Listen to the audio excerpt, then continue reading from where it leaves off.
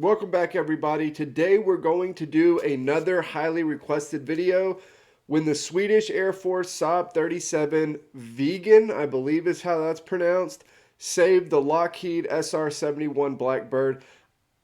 I've heard this story before, but I don't remember it. I haven't seen this particular video, but the story itself I've heard before. I just don't remember exactly what happened. Again, this is a super requested video, and I talked in the last couple of videos about how much I've been looking into just different weapon systems and platforms and stuff like that. To prove my point, I just did a video. The last video that I did was over the Supermarine Spitfire, right? My brain immediately put submarine in the place of Supermarine every time I saw it. Every time I saw it, my brain clicked Supermarine into submarine. So when I made the last video, I think I got through the video itself okay because I just was saying Spitfire. But when I went to do the thumbnail for it, I'll be damned, I immediately put in submarine. I'm going to mess with it and switch it later. But if you saw that, a couple of people were like, yeah, you've obviously been doing submarine stuff. I have. It was a mistake. I don't know. I couldn't get it out of my head. I don't know what the deal was, but I'll fix it at some point. Anyway, remember, if you want to support the channel, you like what we're doing, you can like, comment, subscribe. You could join the Discord. I'll put the link in the description box down below. But let's jump into it.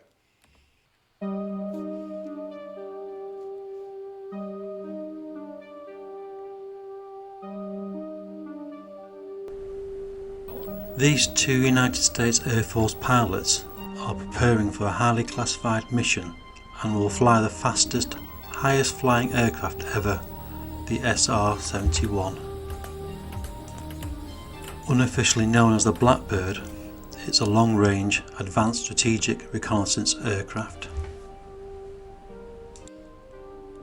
Today was just a routine, regular mission to fly their aircraft at high altitudes while gathering imagery on key Russian bases, such as the Soviet Navy's Northern Fleet on the Kola Peninsula. Today, something will go wrong. The Blackbird, flown by Lieutenant Colonels Dwayne Knoll and Tom Veltri, is a day they will not forget. It's a really cool looking plane. The events of that day were only declassified in 2018. This is the story of how Sweden's Air Force Viggen fighter jet pilots saved an SR-71 and its stricken crew.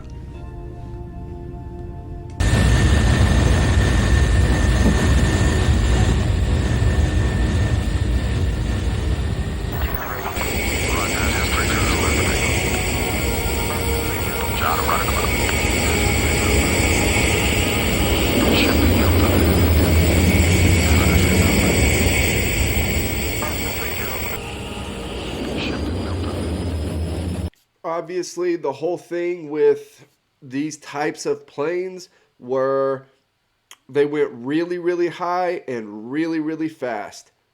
That was their entire purpose.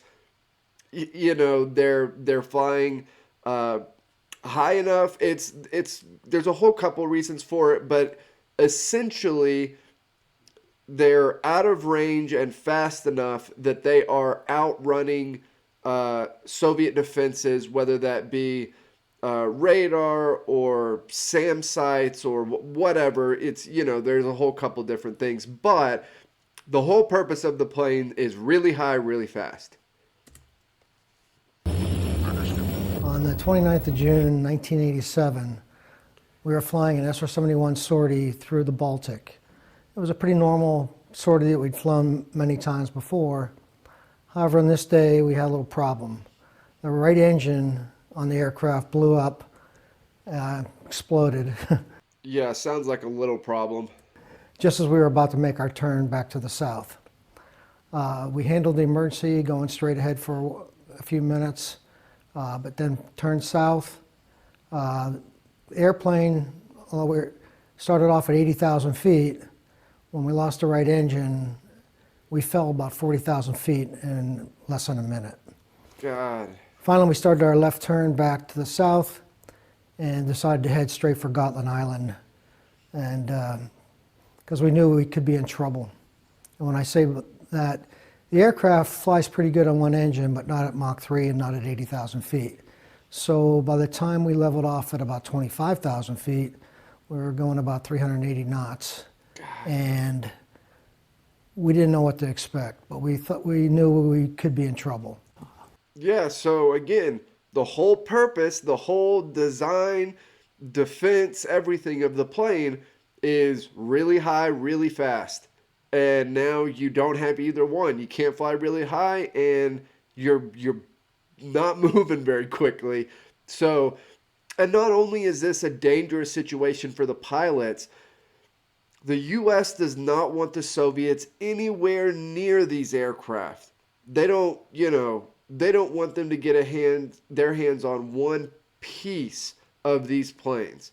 And so you have this like extra element in there of, I don't know, stress maybe, that it complicates things a bit more because it's not just about the lives of the pilots. This is a particularly dangerous situation because you have sort of like it's almost like having classified information in a plane, right? Like if it was a normal fighter jet carrying classified information on it, that would complicate the situation some. That's kind of what this is like, but the classified information is the plane in and of itself. I was a squadron commander as Fighter Wing 13, responsible for the Viggens intercepting the SR-71. How in the hell that completely threw me off. Somebody let me know what that says. Or not what it says, but like how to pronounce it. We operated very much in the Baltic Sea, and we had many contacts with SR-71. But we understood that it was a very severe situation with an SR-71 going down over Swedish territory. We were afraid it was going to crash, and we ordered the Viggens to contact it, intercept, and to follow it, escort through the Baltic Sea. It was a very severe situation with a Blackbird in problems outside Russia, going in over Swedish territory, and also leaving Swedish territory, going over the southern Baltic Sea, very close to East Germany. And we ordered 2 fighter Viggens and QRA Viggens with weapons on board to follow, to be very near the SR-71 on its way south to NATO. I think it's very important. It's very important because it's about the relations between the nations and its security policy and the meaning of what we represent in the US Air Force and the Swedish Air Force at that time, but also today. And today it's very important that we remember what happened and the roles we had, but it's of mutual respect and to be professional. That guy looked like he was almost getting emotional. I had somebody on the Discord the other day send me this thing about kind of like behind the scenes. It wasn't all intelligence, but it was kind of like this back and forth of the relationship between Sweden and the U.S. militarily and on the government side of things, the state side of things. And there were things on there that were sent that I actually didn't know. Things about, intelligence gathering methods that had been shared and stuff like that that I wasn't aware the U.S. had shared with anybody. And they had shared it with Sweden. And it was in response to my thing about Sweden greenlighting when the U.S. asked for the Gotland sub that kept getting through to the carrier, they asked for it. I think for a year, they asked for a year lease on it. And I said at the time during the video that I felt like that was pretty nice of them, that that's something that definitely doesn't have to be approved. And I was kind of a little surprised that it was approved. They don't have very many of them. That's a decently long lease period, and they said yes. So I was kind of surprised, and in response, I got that message laying out all of this stuff that had been part of this continuous back and forth between Sweden and the U.S., a lot of which I wasn't aware of prior to getting the message. It wasn't too much after we leveled off that we looked out the left window, and there were two fighter aircraft coming at us from the east. Uh-oh. In the direction of the Soviet Union. First thought was, this could be it. We didn't know what the Soviets' intent could have been, but we knew it probably wasn't good. And as the aircraft got closer, I kept looking, and I recognized these aren't Soviet markings, and it's not a Soviet jet. And I got a little closer, I saw the Swedish markings and knew it was a Swedish Viggen, two Swedish Viggens. Oh my God, I cannot imagine the relief that he had when he saw or was able to recognize the Swedish markings. I cannot imagine. They had actually responded to our emergency squawk in the aircraft, and they rendezvoused with us and escorted us, continued south. It wasn't more than a few minutes after the Swedish aircraft pulled on our left wing that a MiG-25 pulled up to a couple miles to the left of them. My role, I was the commander of the first, wing pair that came out in the area. We were doing a formal practice peacetime operation, and we were asked from the fighter U.S. Air Medal recipient controller if we could make an identification of an aircraft with a special interest. We started to get southbound to intercept what I thought was the SR-71, who normally flew around the Baltic Sea and head out southbound between the island Öland and Gotland. So we make heading for the southern part of the island Öland to make a northbound 180 attack on the SR-71. But as soon as I asked if he could state position, he said that, where is he? He said it was 30 kilometers north of Hoburg. I thought that must be wrong because he should have meant 30 kilometers north of Gotska Sandön. So I asked him again, can you state position? And he said, Hoburg. And I asked him then, do you mean that he's over Swedish territory? Yes, he said. So then we went supersonic back to him. Jeez. Find him in the clouds south of Hoburg. I identified him and I stayed behind on top because it was very interesting to see that aircraft from above. So I stayed behind and over him, and my wingman, Christer, stayed on his right side to make some out of his aircraft number. I was the wingman to the first two aircraft that came into the SR-71. That's funny that he said it was interesting to see that aircraft from above. So he's like checking it out down there. Okay, I came in to get the numbers, and I said to myself, this man is in trouble, in real trouble. So I thought that he was going to declare an emergency and turn in over Sweden, but they kept on going south. And we took the numbers and so on, and we were unarmed at that time. We were just there for practicing, and all this occurred. And then the QR pair was inbound, and we were running on bingo fuel. So we turned back to our base, and that's basically what happened. My role, I was the squadron commander for 62 squadron, number 62 squadron, and we were responsible for the QRA unit. And that very morning I was one of the pilots flying. I had a wingman who is not here today, but... Where is he from? His accent sounds different. I'm curious if that's a distinct accent from somewhere in Sweden. Boo, and we was handling the QRA pair, based in Ängelholm on the west coast of Sweden. So that's what's my role that very morning. First of all, I was a little surprised because I was asked to raise the alert from 5 minutes to jump into the aircraft. And as soon as I got into the aircraft, scramble. And I understood that this must be quite urgent because the weather was really lousy. It was a drizzle, foggy, so it was not sure we could get back to the base after taking off.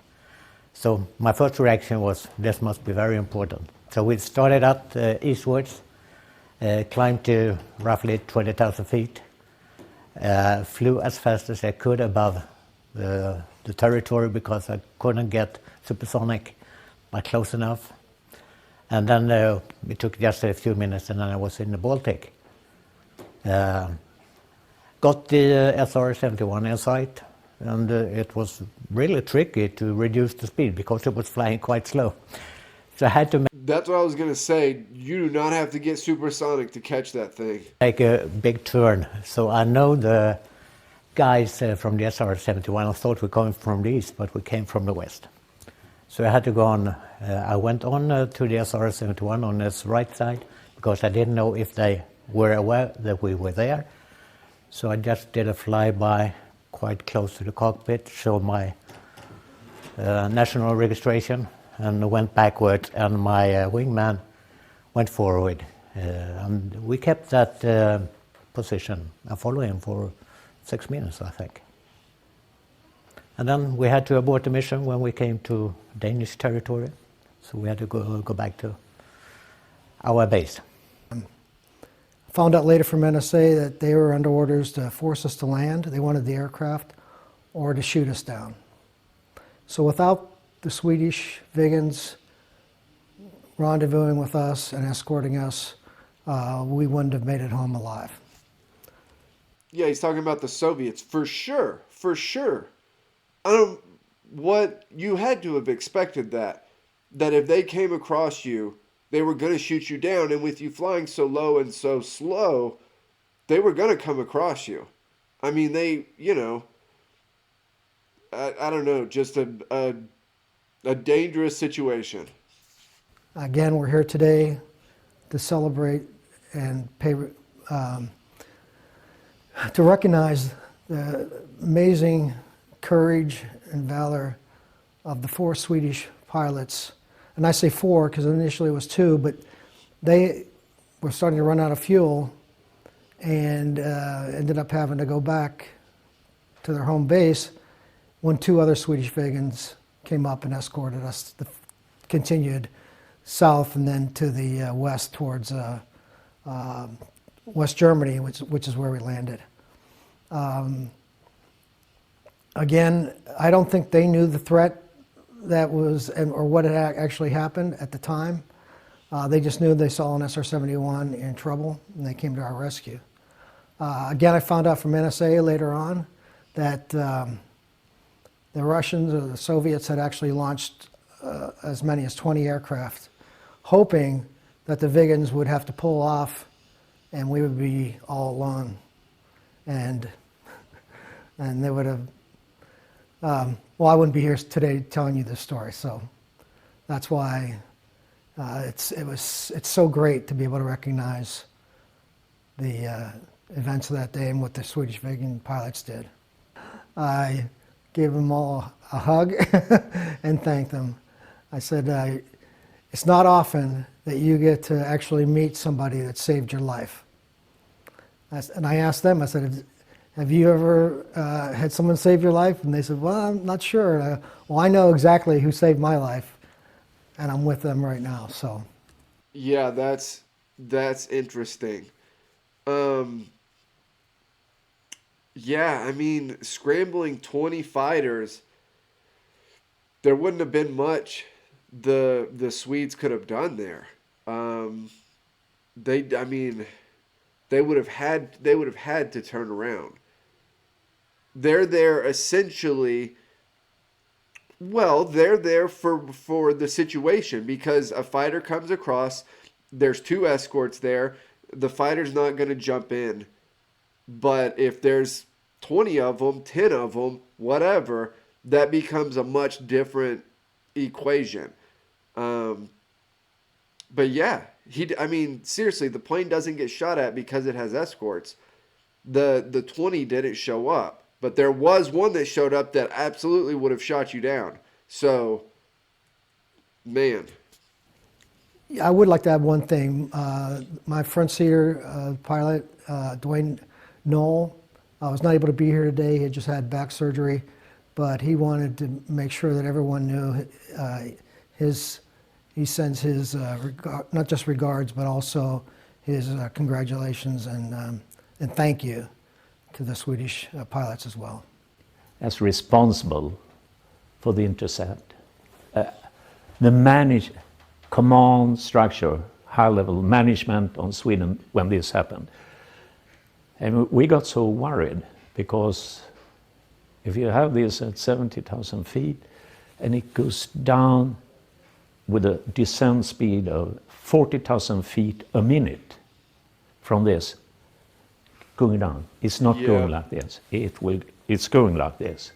And then they managed to recover. And we were very worried that it was going to crash. And we felt the responsibility also to handle the situation.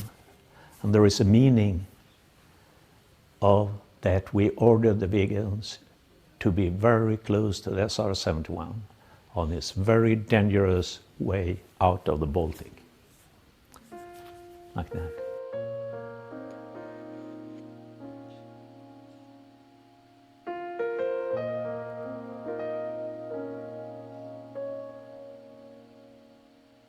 This is a fantastic opportunity to see what's happening. It's great, actually. It's more than 30 years ago, but it's amazing to be here today. Great opportunity to say thank you and to see the guys who were there. I wonder how many of these things have happened, especially during the Cold War years, that haven't been declassified. I mean, because if this wasn't declassified, we probably wouldn't know about it.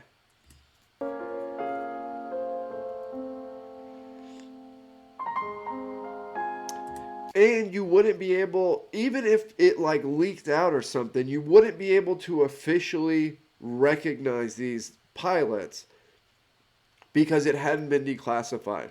That's one of the bigger reasons why I'm for it, is because the pilots deserve to be officially recognized. At least I feel like they do. And I mean, they're in a dangerous situation. Like I said, the chances, the Soviets are scrambling to shoot down the SR-71. As an escort, you are you're a target. You're as much of a target as the SR is initially, because you're the one that's like an actual threat. You're the one that is going to shoot back. So yeah, I feel like the declassification, if for no other reason, is great because of the ability to officially recognize the pilots involved.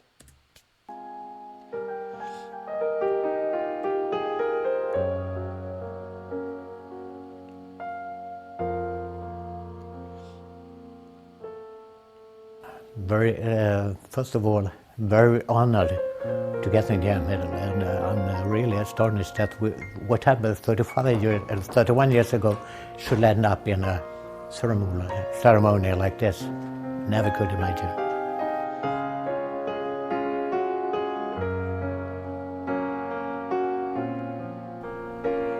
After more than 30 years of highly classified missions, the United States Air Force permanently retired the SR-71 in 1998.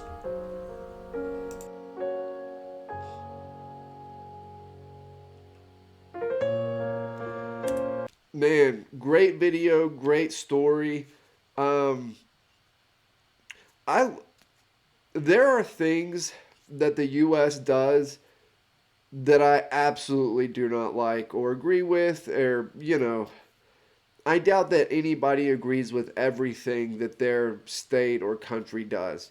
But I like that they did the medals. I don't know. I feel like if somebody takes care of you, if you have friends that step up, that's, you know, you recognize that. You reciprocate the gesture, you know.